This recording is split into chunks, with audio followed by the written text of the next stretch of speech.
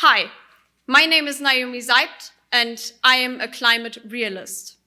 I am not anti-Greta, and I am not a climate denier.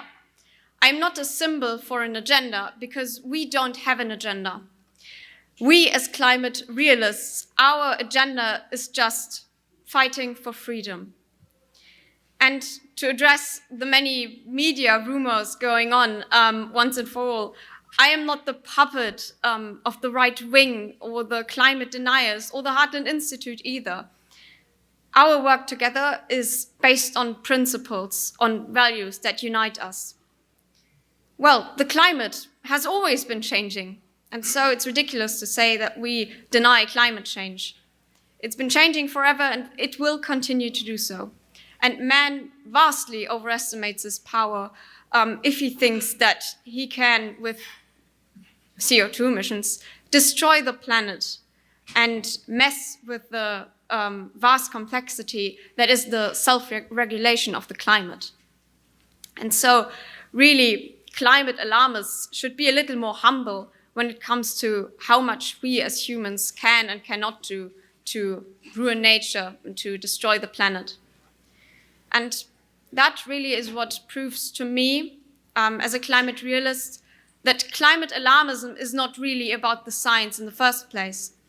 And it's all about fear-mongering and using panic as a tool to restrict our freedoms and to fight against our right to be skeptics and to impose policies on us that are based on just a bubble of lies and hysteria. Climate alarmism is pathetically hypocritical. So, dear climate alarmists, the recyclable paper sleeve wrapped around your coffee cup with a plastic lid on it is doing nothing to save the planet. Every redundant step that you take to supposedly save the climate, which does not need saving from you in the first place, is doing nothing. And it's negated by your very, very privileged lifestyle that you seem to not be able to take for granted. And so please stop demonizing your own dependency on cheap and reliable energy sources and start thinking again and stop panicking. Your hypocrisy is truly blinding, and it might boost your ego to collect a couple of climate justice points. But like I said, it's doing nothing to save the planet. So my message to you and to everyone out there, and especially the climate alarmists, is stop scratching at the surface of a deep, scientific, complex topic.